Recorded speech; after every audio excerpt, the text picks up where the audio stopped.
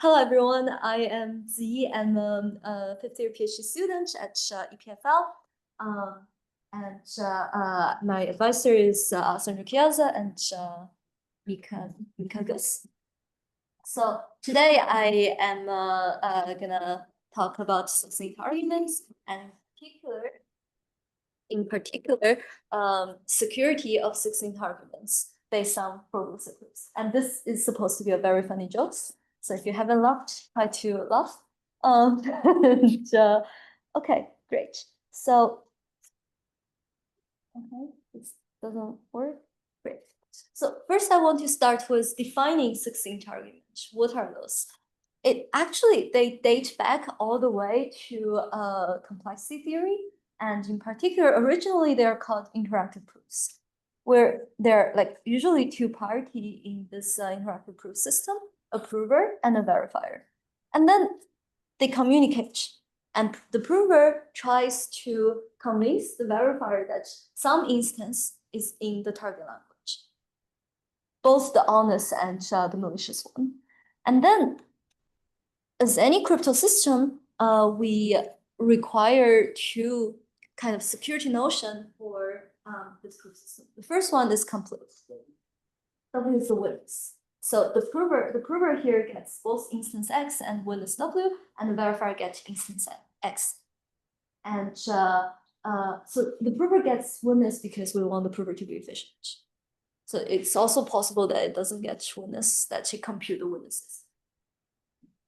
And then on one hand, we want to make sure that if the prover is being honest, the prover wants to show that the instance is in the language while the instance is actually in the language, then the verifier always accepts. And on the other hand, if the instance is not in the language, if the prover tries to lie, then the verifier accepts with extremely small probability, epsilon in this case. And one of the most important efficiency metric that we care about in proof system, especially the interactive ones, is the communication complexity, namely the number of bits exchanged by the prover and verifier in this protocol. But unfortunately, almost like 30 years ago, Goldreich and Hastad proved that for NP-complete languages, you cannot have interactive proofs where the communication complexity is less than the witness size. Otherwise, NP is equal to BPP. So this is very unfortunate. Witness is usually like polynomial size in terms of the instance size. This is big. We cannot afford it in practice, basically. So then, how do we deal with it? Interactive proofs apparently it's really useful. So then cryptography shows up, and then people instead defined a notion called interactive arguments, which are basically interactive proofs with computational soundness. And so the interface is also like really similar. We have a prover, we have a verifier. Prover takes in input instance and witness, verifier takes in input instance. And in addition, they have this shared security parameter lambda, where lambda is a way to kind of decide how efficient your adversary can be to break your system. And in particular, in this case, interactive arguments, we define it to have computational soundness, meaning that for any instance X not in the language, for any efficient adversary, the probability that the adversary makes the verifier accept is very, very small. And efficiency here, this T arc here, is usually poly time in terms of lambda, which is the security parameter given in unary as input to the probe. Okay. And what is amazing is that there exist very, very efficient interactive arguments for NP with this relaxation from information theoretic soundness to computational soundness, given only basic cryptography, such as collision-resistant hash function. And today, we focus on this type of interactive arguments, which we call the succinct interactive argument. Okay, any questions on the definition? Okay, great. So why do we care about succinct arguments? And in particular, try if I can close this.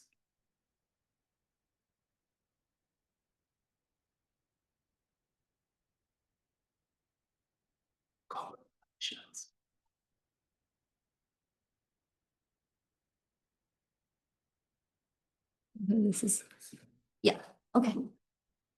So the succinctness is in particular saying that, just to recall, the communication complexity is very small and the verifier running time is very small. And since they exist based on very simple crypto assumptions, they're actually using a lot of other crypto primitives, such as zero knowledge with non-black box simulation, malicious multi-party computation, so on and so forth. But most importantly, they are a very, very important stepping stone for SNARKs, succinct non-interactive arguments, which have numerous real applications. And those are just a few of the companies that actually implement and deploy SNARKs in daily life, like notably Succinct is here at San Francisco, Starkware in Israel. They're like all over the world, everywhere. Okay, so a lot of applications. We really care about succinct arguments. So the first succinct argument is actually built in the early 90s. And there are like there are two very basic components to the first construction of succinct argument, the Kilian's protocol. The first component is the probabilistic checkable proof. So how many of you ever heard of this, the PCP? Okay, great. That's amazing. So I'll just do a very brief recap. PCP is also a proof system where we have prover, verifier. Prover sent one big proof string, and verifier has oracle access to this proof string. Namely, the verifier can like select a few locations in this proof string and ask the proof to tell the verifier what are the values in those few locations. And then it has the usual completeness soundness notion. Is IP that we just saw. And the second building block is a vector commitment scheme. This is a cryptographic object where we have three algorithms: commit, open, and check. Where commit takes in a big string, pi, and outputs a short commitment, CM. And then using CM, another party can come in and tell the commitment function saying that I want to know the value of location alpha in the string that you committed to. And then this open algorithm is going to take the query alpha and a corresponding answer and provide an opening proof. And then you can use the check function to check whether this opening proof, this specific answers given by the commitment party, whether it's correct or not using this proof. Okay, and then Kilian's protocol constructs an argument prover and verifier just using this two simple component, where the first message, the prover compute, is the PCP string for this language, and then it commit to this PCP string and send the short commitment to the verifier. And then the verifier send the prover the PCP randomness, the randomness used to determine which locations to look into in the PCP to the prover. And then the prover computes the query set, the locations the PCP verifier wants to query, and send the corresponding answer and opening to the argument verifier for the verifier to check. And of course, the argument verifier here, it first see if the PCP verifier accepts, and it also checks if the VC check passes. So that's just Kilian's protocol. It is an interactive argument. And in particular, it is succinct in the sense that for any given t-step computation, the language that you want to decide, the prover time is polynomial in t, because we have PCP where the prover times blow up is only like poly in the size of the computation. And the verifier time is polylog in t. And the communication complexity is polylog in t, because here, this first message, the commitment is very, very short by crypto. And the randomness is also short, like PCP theorem tells you that you can decide NP complete languages with polylog randomness. And then this, the answer from the prover, since it's only about the locations that the verifier queries, it's also short. And usually it's constant. The set is constant times whatever the proof string stands. So are we convinced that this protocol is succinct? Rich. Okay, then we also need to show that this protocol is secure. And so far, after like almost 40 years, we only have one way to analyze this protocol. So what is this way? The way to analyze it is to relate the soundness error of Kilian's protocol, the argument, back to the security, the soundness of the PCP, and the position binding error of the vector commitment scheme. What do I mean by position binding? It's just for any adversary that give me one commitment for allegedly some string, and I also ask it to give me like two query sets to answer and to prove. The probability that the answer given by the adversary disagree in one location, but the verifier check still pass for both of them, this probability should be negligible. So this is basically saying that for one commitment scheme, it is extremely difficult for efficient adversary to find two different answers for a single location, given one. Does that make sense? Okay. Then I claim that with this and the soundness guarantee of PCP, it is enough to show the security of Kilian's protocol. How we consider a malicious prover for Kilian's protocol, some adversary to the interactive argument, and then we rewind the adversary to get a malicious PCP proof string. I'm going to explain what do I mean by rewind later, but say that out of this argument adversary, I'm able to get a malicious PCP string. And by PCP soundness, we know that no matter how good this string is, it cannot be too good. The success probability of this string is bounded by PCP soundness. And on the other hand, we know that this PCP string cannot be too different from what the malicious argument adversary strategy is.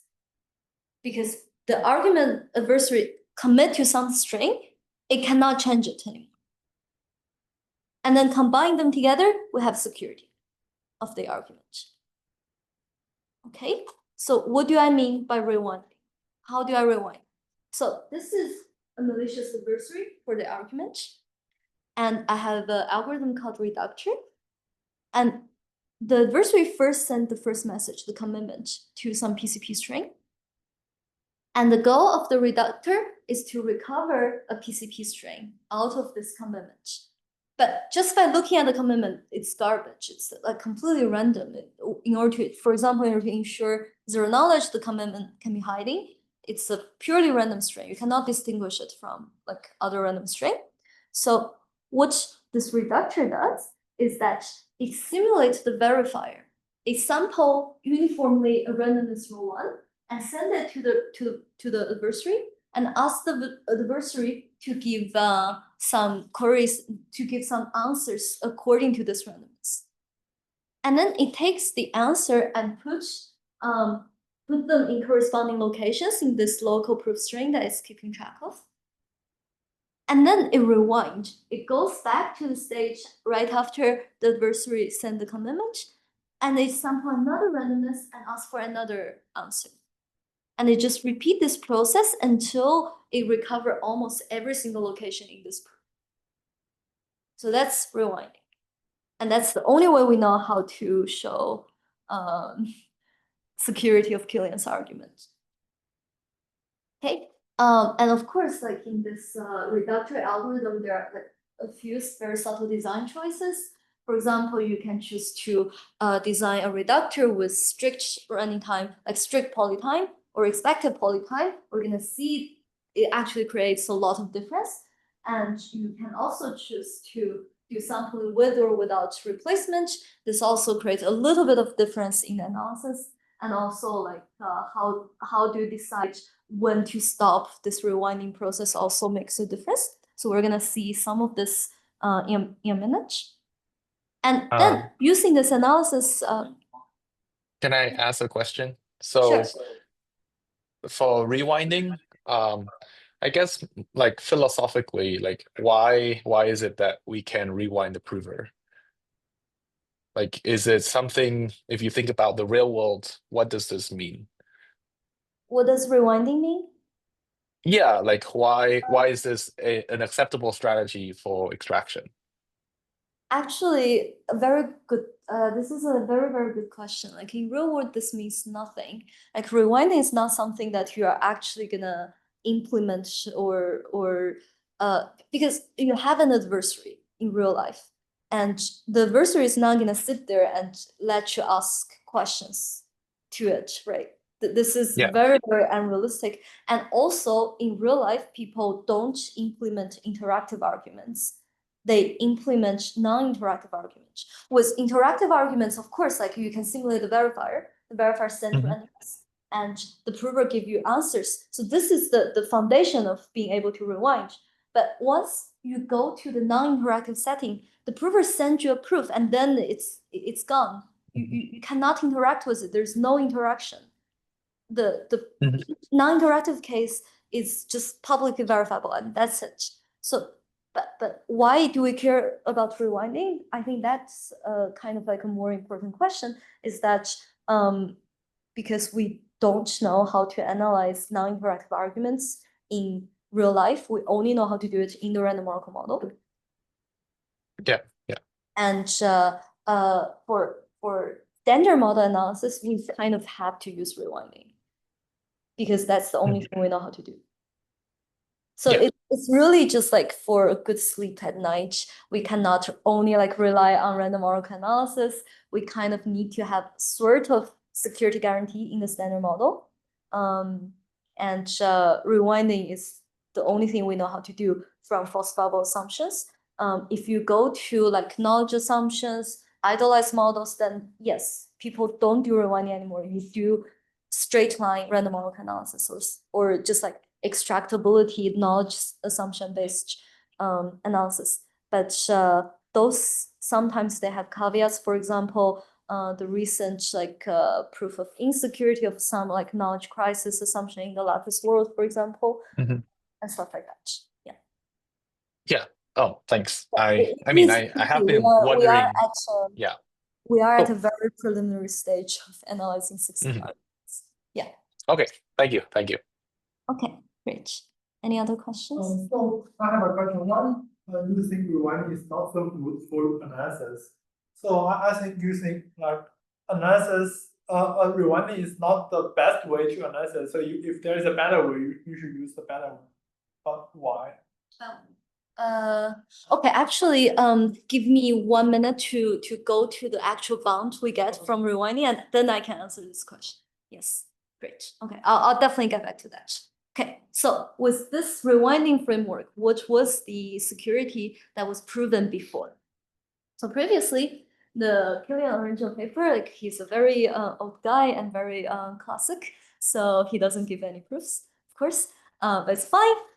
In 2008, Barak and Goldberg give a proof with some multiplicative factor H in front of PCP arrow and some cube root in the BC arrow. And they also assume some very non-trivial restrictions on the underlying PCP, which doesn't really make that much sense because Kilian just seems to be extremely secure. Why do you have to pay for all those caveats? And then 4 years ago, CMSC, some post-quantum security analysis paper show that Kilian is secure when epsilon PCP is negligible.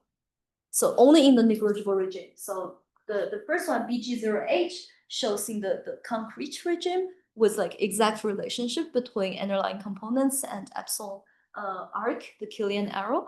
But the quantum paper only shows in the negligible regime. So there is no concrete parameters there.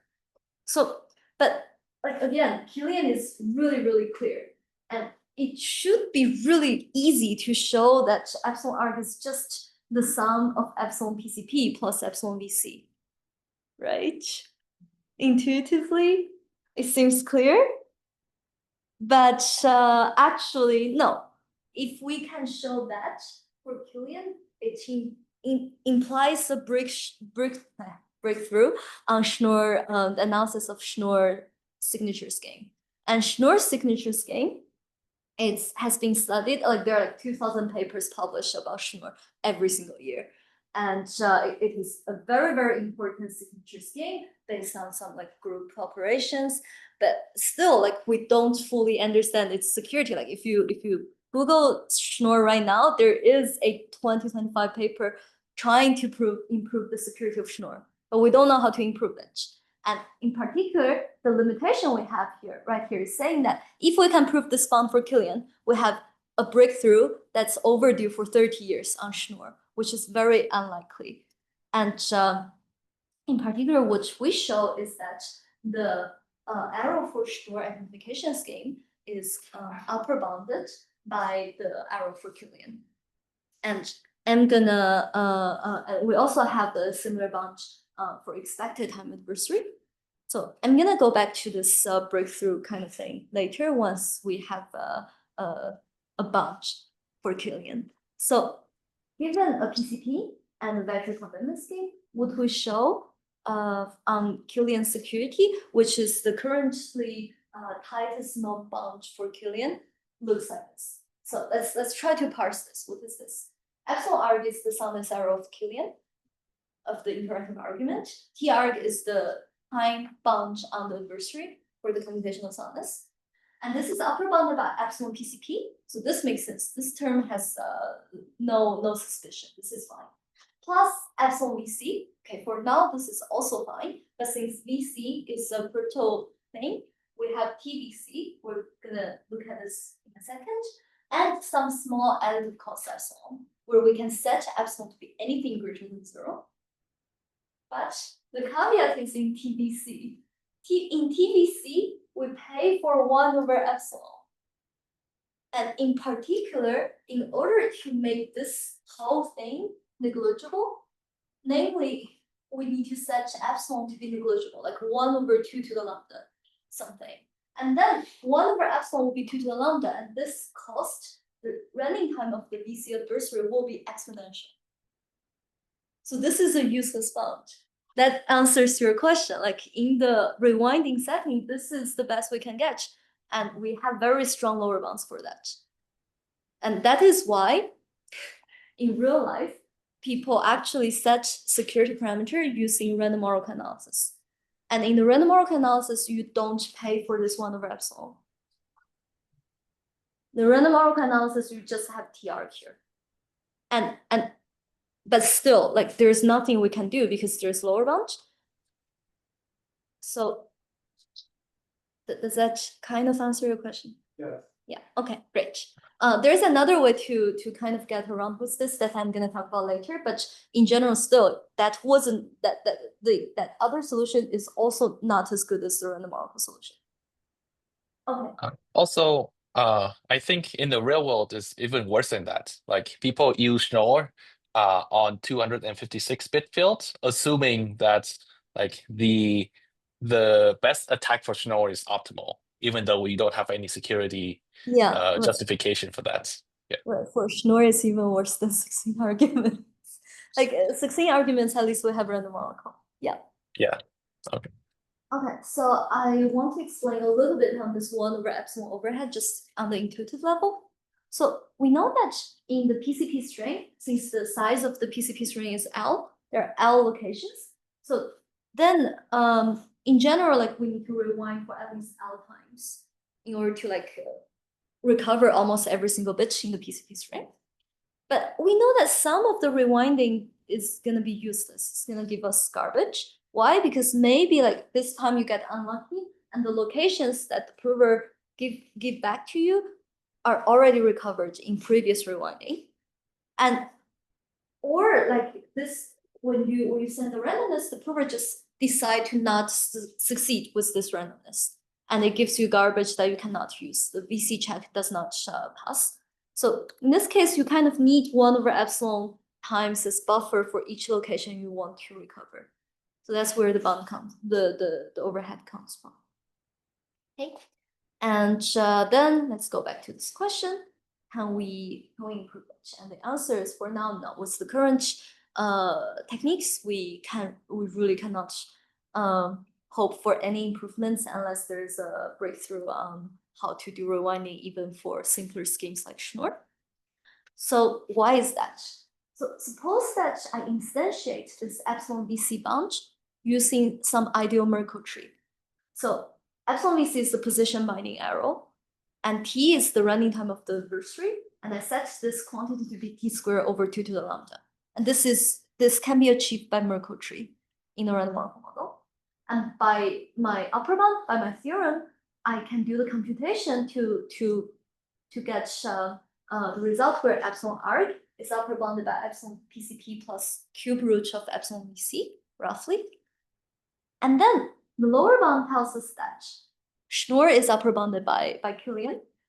And suppose that we can prove this ideal bound, the similarly trivial bound that we want to get, the one in the red box. Then this implies that epsilon Schnorr is upper bounded by epsilon d log without any overhead in the running time inside the parameter. Then, but on the other hand, the current best analysis of Schnorr gives you a square root overhead compared to discrete log. And this gap of square root, no square root, and cube root, no cube root, seems to be inherent with the current rewinding techniques. Okay. Any questions? Okay, but other than, as mentioned before, other than random oracle, we still have another hope, which is the expected time regime. So basically, like intuitively, it's very hard to like recover everything if you like just naively rewind. The strict running time of the rewinder is going to be huge. But what about expected time? What if our hope is just like to have a rewinder that behaves well with expected point time? Can we do that? And the answer is actually yes, we can. And in particular, the theorem that we show is that the bound looks very similar to the strict time bound, but here the dependency of TVC is like exponentially small compared to 1 over epsilon. So now to make epsilon negligible, this TVC can be polynomial. This is fine. So this means that actually, if we do a similar computation for the expected time region, we actually achieve this ideal bound that we want, but only in the expected time region. Okay. Can I ask, so how do you get this ideal Merkle tree bound for expected time adversaries? This is just the first moment of the birthday paradox kind of thing. Okay. Yeah. I can send you the references in Alice's book. Oh, okay. Thanks. Do you think other commitment schemes have similarly good expected time bounds? I think some people I forgot which paper, but some people actually like 3-4 years ago, they studied higher moment security for example, for collision resistance, for other things. They do have a relatively generic bound of the square root versus non-square root thing for first moment. I think they show that, for example, for D log and also other stuff, they have the square root generic bound. But maybe it was in the AGM. So I can also send you that paper. But people have been trying to study this higher moment stuff more often recently because the barrier is not only in the succinct arguments, literature also shows up almost everywhere. Yeah, makes sense. Thanks. Yeah, but it's a very interesting research question. So we can talk about this offline as well. Yeah. Okay. Any other questions? So, what we're saying, for the past 30 minutes was kind of a special case of a very generic recipe to construct succinct argument. In particular, we combine PCP and VC to Kilian's argument. But actually, we can generalize this approach a lot. For example, we can generalize PCP to its interactive version called interactive oracle proofs, and we can still make it work. And similarly, we can further generalize both IOP and BC to its functional variant, which I'm gonna define in a second, and still get succinct arguments. We call it the funky protocol. I know it's a bad name. I'm open to suggestions. So, and in particular, for the rest of the talk, I want to touch upon a little bit more on soundness, the tightness, private coin protocols, post-quantum, and Fiat-Shamir, which is making interactive arguments non-interactive. So hopefully I can have enough to go through all of this, but otherwise we will have a very good selection of those things. So, and although I already mentioned random oracle, but the focus of the talk is still in the standard model. And if you're interested in random oracle or quantum random oracle, I'll be happy to discuss this offline. Okay. And great. Before I move on to IOP, I also want to give a very brief roadmap on the security notions for interactive arguments that usually people care about. And in particular, today we are gonna hopefully see soundness, Fiat-Shamir soundness, which is how to get non-interactive arguments from interactive ones, and post-quantum soundness, as the name suggested, like soundness against quantum adversaries.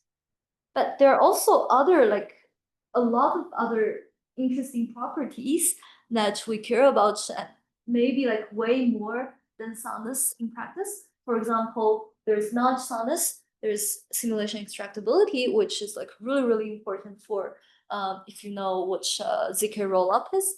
And there is Fiat-Shamir knowledge soundness and post-quantum knowledge soundness. There's also the zero knowledge property. So every soundness notion that I'm going to talk about today, their corresponding knowledge counterparts also work and have the same bunch. But for zero knowledge, simulation, extractability, they're out of scope. And why do we care? We care because Ethereum Foundation recently decided to spend millions of dollars on things related to post-quantum security of succinct argument. And there are also a lot of people trying to work on the formal verification of the security proof of succinct arguments such as Guan. And they really pay us a lot, and and they also have a lot of applications.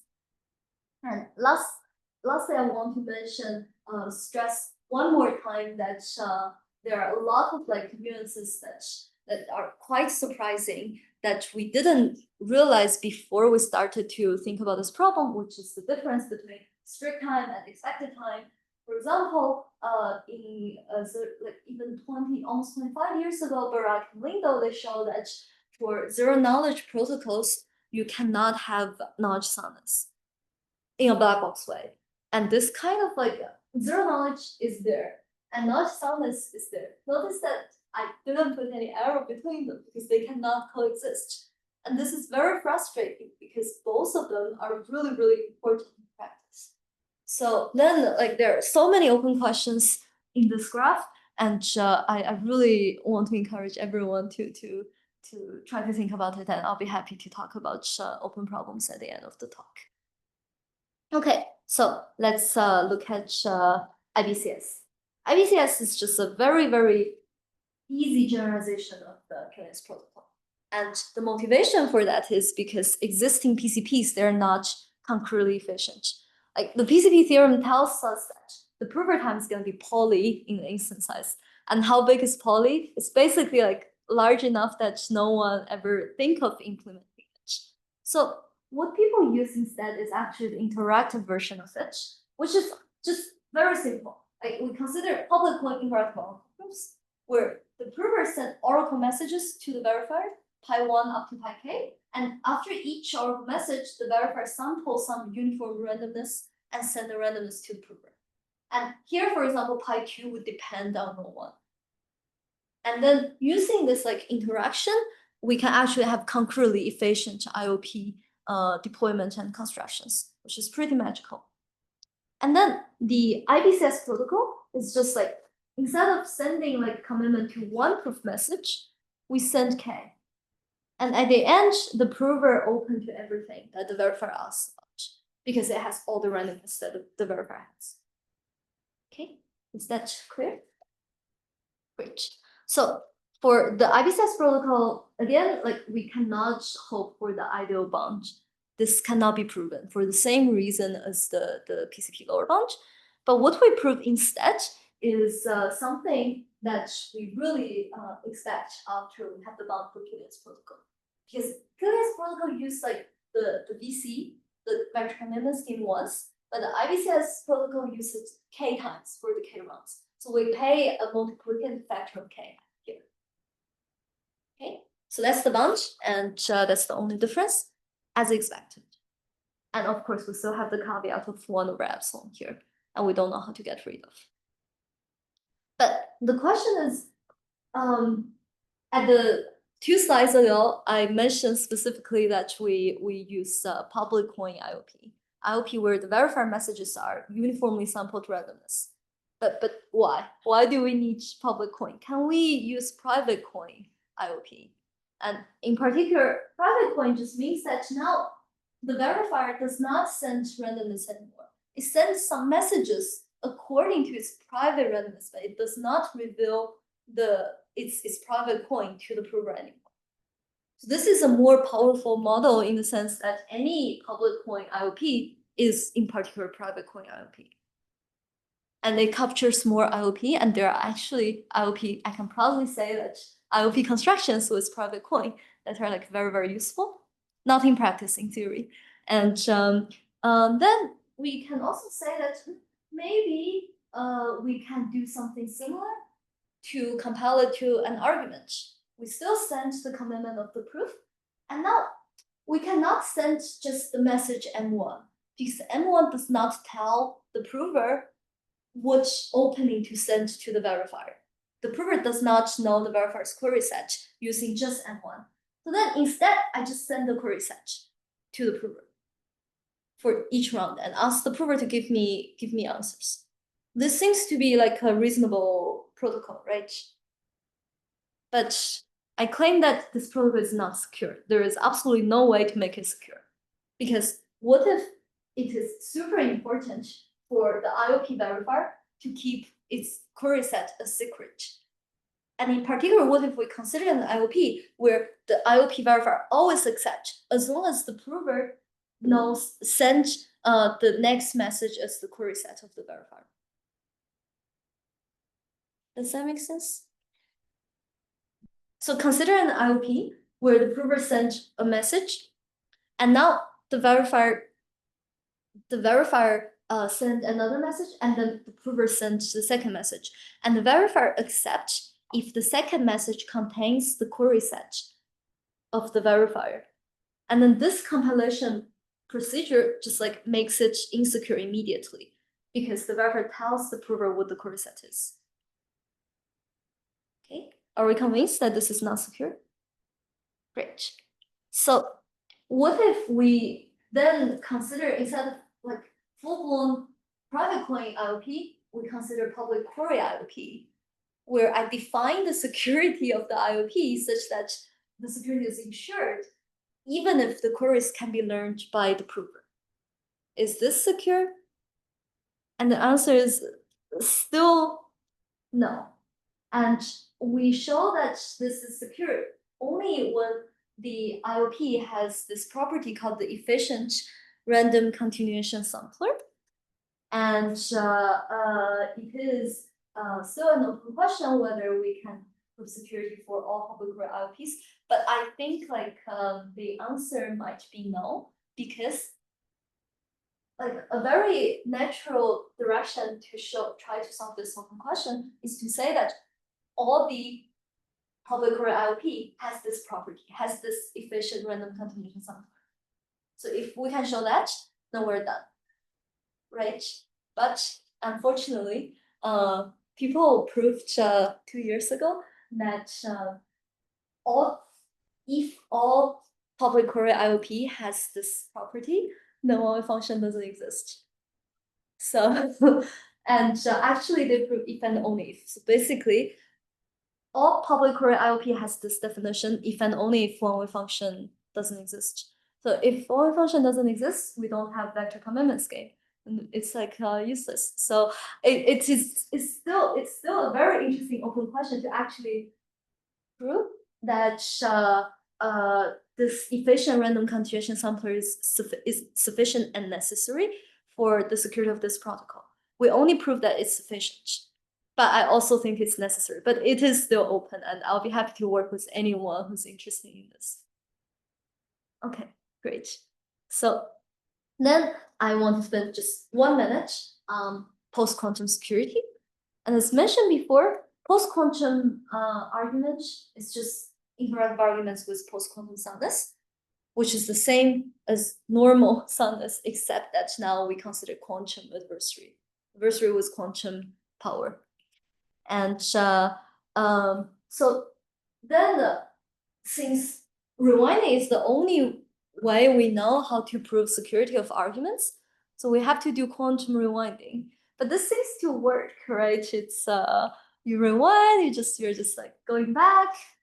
So let's take a closer look at this rewinding strategy. So after the prover sends the first message, the commitment, it's gonna have some local quantum state phi. So far so good. And then the reductor sends a randomness, and the prover sends the second message, the queries, answers, and proofs. Now its states become some state phi prime.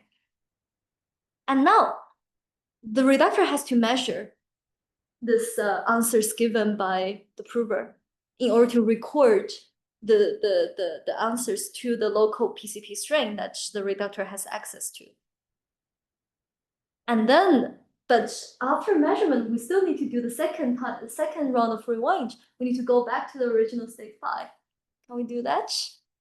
No, because of the no cloning theorem. So this quantum rewinding barriers has been like very, very annoying for a lot of times, but also like rewinding is almost everywhere in crypto. Like for example, in signature schemes, in signature schemes. And, so then like, but also there are papers, right, called post-quantum signature schemes, post-quantum identification schemes. So people must have a way to solve this quantum rewinding thing, right? Unfortunately, yes, for many years, people know that we can rewind for a constant many of times. But we're dealing with Kilian, and we've seen that there is lower bound. We need to rewind for 1/epsilon many times, where epsilon is negligibly small. So we need to rewind for exponentially many times. So can we, so only until recently, like 4 years ago, people start to have new tools on quantum rewinding that go past this constant range limitation. And the intuition there is, instead of going back to the exact same stage, which would absolutely contradict the no cloning theorem, we repair the stage. We extract some property on the stage that suffices to get good enough answers from the prover, and we go back to a stage with that holds this property as invariant, instead of going back to the exact same stage. So then this goes past the constant round limitation, and this paper in particular shows the post-quantum security of Kilian's protocol. But for us, the quantum rewinding toolset is very, very, very complicated, and there is only one other paper to study many rounds interactive arguments rewinding, on quantum rewinding, and they have to white boxly open up the quantum algorithm introducing this paper and to redesign it to show the post-quantum security for a argument with log many rounds. But in our case, IOP can have like polynomial many rounds, so it doesn't work. So for us, we have to adapt more, and we have to have new proof techniques to use their results. But fortunately, we did it, and the bound we proved looks almost the same as the classical bound. And this is also the first concrete bound on post-quantum security of almost anything. And compared to the classical bound, here we have this extra L factor which comes from quantum rewinding. This is the cost we have to pay for quantum rewinding. And again, interesting open question. How do I show that this L is tight? And I think it's doable. And it is also important, maybe also like very important for Guan to have tight, to know that he's formalizing tight bonds. So yeah. Although I won't get to quantum adversary anytime soon. Oh, like you're young. Sure. We will see one day. So as a corollary for our result, we achieve the most efficient, the best asymptotically known post-quantum succinct argument in the standard model without any oracle. Okay, so that's about it for the post-quantum analysis. And now finally we get to this weird named protocol, the funky protocol. So what is this? Again, we have a few building blocks. The first one is what we call a query class, and it's simply a set of functions. Alpha. Alpha is a function from some alphabet of length L to some domain D. Okay, and the second building block is a functional interactive oracle proof.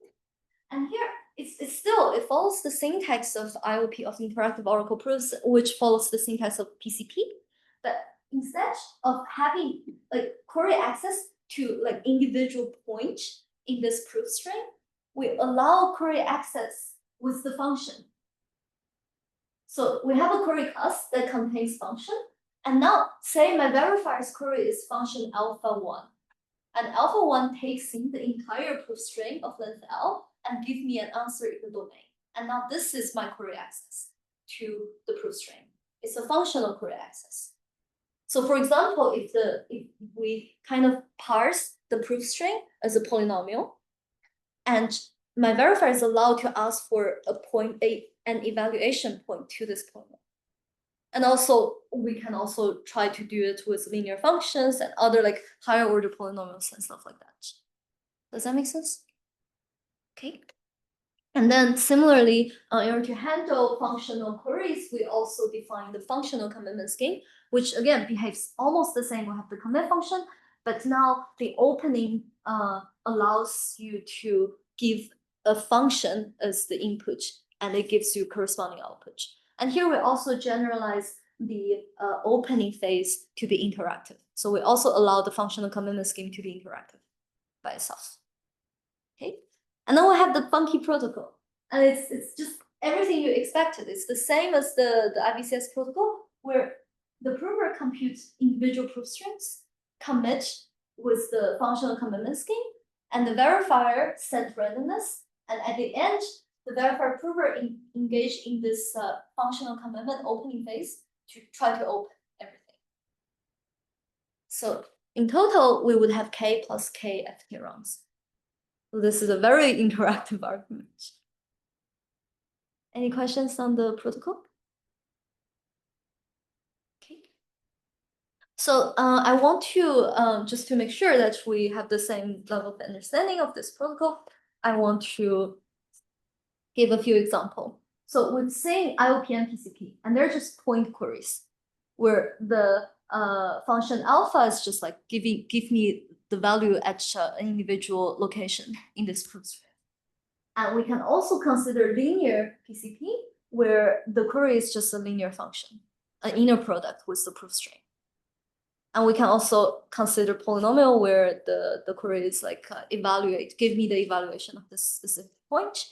And there are also like weirdly shaped queries, like if you know Planck and like very famous like succinct argument, they use such. But basically, messages funky protocols everywhere, and all those companies that I showed before, they use succinct arguments in their deployment, and they usually don't use the plain PCP IOP. They use the polynomial or the linear version instead. Can I ask? So Sure. if we have a bunch of different FC, let's say, and maybe they have like different number of rounds, Yeah. so in the opening phase, do you like bunch them all together, like run them in parallel? For now, we are batching them, but if say you want to do something crazy, you want to have one different FC for each IOP string, for each IOP round, you can also do Right. that. But like for notational purposes, we batch everything together in parallel in our paper. But it's quite easily adaptable, but we just didn't want to do it. What if we sequentially compose them, like run one after We the can other? also do that. You have some blow up in round, but I think it's under control because it's poly times poly, and then it doesn't affect the Fiat-Shamir thing. Cool. Yeah. Thank you. Okay, so then before I present the bunch, so remember that for the PCP and IOP case, we say that we need the vector commitment scheme to satisfy position binding, which tells you that you cannot give different opening for the same location. But here, the question is, what does security mean for functional commitment scheme? You have functions, you don't have points anymore. So people have been like, for VC, it's quite clear we have position binding. And then people also studied linear commitment. They have this thing called function binding, which is saying that given an adversary and a commitment, you cannot pass the check with inconsistent proof string. So you can, so basically all the openings, all the like linear queries given by the adversary together, they have to give me a consistent, I have to have a solution to the linear system. It cannot be that I overfit and I don't have a solution, I have contradicting solution. This is for linear commitments. And for polynomial commitments, which is the thing that people use the most in practice, it's a total mess. And people have defined so many properties, different properties for this, and yet it's still unclear how to, what is the right property for polynomial commitment. And in particular, this extractability thing defined by my advisor, my dear, let's record it. This extractability notion was defined 5 years ago. And people have been like, especially those people who built lattice-based polynomial commitment scheme, they almost all of them personally complained to me how difficult it was to use this extractability because they're always built from knowledge assumptions and they're always like so difficult to prove. And then once you have new knowledge assumptions, people break it in after 3 months. So it's really, really annoying to use. But fortunately, in this paper, we realized that function binding is the correct notion to use. And in particular, it's so much weaker than extractability. So everything's fine. So now, from now on, if you want to build a new polynomial commitment scheme from lattices, from whatever you want to do, you just need to prove function binding. And this usually does not rely on knowledge assumptions. So it's way harder to break for those like people who break things. Okay, so then our main theorem is saying that something really similar. We have the bound of the argument is the sum of the bound of the IOP and the commitment scheme. But we also have this new notion called the tail arrow. It's not really important what this is at the moment, but basically the TLDR for this one is that we have a tight security notion for FC scheme. And we use this tail arrow to abstract the previous bound on epsilon. And in particular, if we kind of restrict the function class to be the point queries, we recover the previous bound. So if you're interested in what the tail arrow is, I can explain offline. So this bound is tight for functional commitment based arguments because Kilian is tight, and this recovers Kilian. Great. So I have like 3 minutes, I think. I want to very briefly mention Fiat-Shamir because it's really important. Fiat-Shamir is the transformation that takes you from interactive to non-interactive. And for now, let's focus on the random oracle model. I know it's not satisfying. People are working very hard to get rid of random oracle, but for now, we only know how to do it in the random oracles in a secure way. And random oracle, just to quickly define it, is just a set of distributions were indexed by natural numbers, and each of them is just a uniform distribution over all binary functions of output size lambda. So that's the random oracle. And how does Fiat-Shamir work? For example, we take Kilian, and then we transform it such that the prover is going to first, again, compute its first message, the commitment, and then it uses the random oracle function f, which is a pure source of randomness, to compute the verified randomness using Cn as the randomness seed.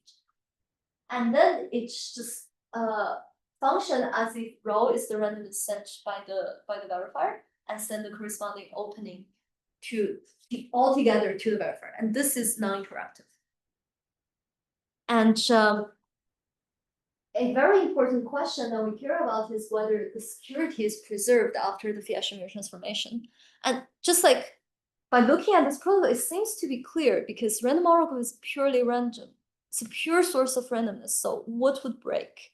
Actually, not necessarily. Things could break. So if you consider an adversary with n number of queries to the random oracle, where each query is just like one time you use to evaluate the random oracle, then the bound for the non-succinct version of the protocol is upper bounded by n to the k, where k is the number of rounds times the interactive arrow. And when k is super constant, this becomes insecure. So in general, we cannot say that Fiat-Shamir transformation preserves security, even in the random oracle model. Saying it doesn't go through, or it becomes insecure. It becomes insecure. Yeah. There are a couple of papers insecure. Security. Yeah, but those are in the standard model. Yes, they have attacks, right? But in the random oracle model, it's just proof doesn't working. Okay, but fortunately for Funky, we can show that it's Fiat-Shamir secure. And in particular, we don't pay for this n to the k factor. We still pay whatever this is, like we need to pay, like the number of rounds we need to run the IOP. So this theorem generalizes every single bound I presented in this talk, except for the post-quantum one. It's interesting to, again, study the post-quantum security of this generic framework, and I think Guan would also be very happy to see that. But it's complicated and not for another year, I guess. And as a corollary, we prove the security analysis for Planck, which is used a lot of places in practice from just falsifiable assumptions. And this is just a very, very brief overview of the security notion we talked about today. We care about soundness and Fiat-Shamir soundness in particular, which is way strictly stronger than soundness. And we want to have our security analysis in this, you can't really see, but in this like green triangle, where you have minimum security requirement on the underlying building block, but you achieve the best security, the strongest security. And earlier we know that for IPCS, for linear PCP, they are all under there. They have soundness. And even like for Marlin and Dark, they have soundness even from knowledge assumptions. But in this, now what we have is really like the sweet spot that we want to have. Okay, and lastly, as promised, open question. So first, I briefly talked about the relationship between Kilian and Schnorr, but in general, it would be interesting to study relationship between Kilian and Sigma protocols that have special soundness. Personally, I really care about this problem, whether we can generalize the relationship between Kilian and Schnorr to more other Sigma protocols. And again, we have this connections to existence, non-existence of one-way functions, according to the public coin IOP discussion, and Funky, post-quantum security, expected time, and practical security in idealized model. Like in the random oracle model, we don't have anything for Funky yet because Funky was only introduced like 3 months ago. And the quantum analog. By quantum here, I really mean quantum, not post-quantum. So that would rely on the quantum PCP conjecture, which is very cute. And of course, lastly, the standard model Fiat-Shamir. Fiat-Shamir without random oracle model. Huge open question, super interesting, and everyone should work on it. So that's everything. Thank you so much.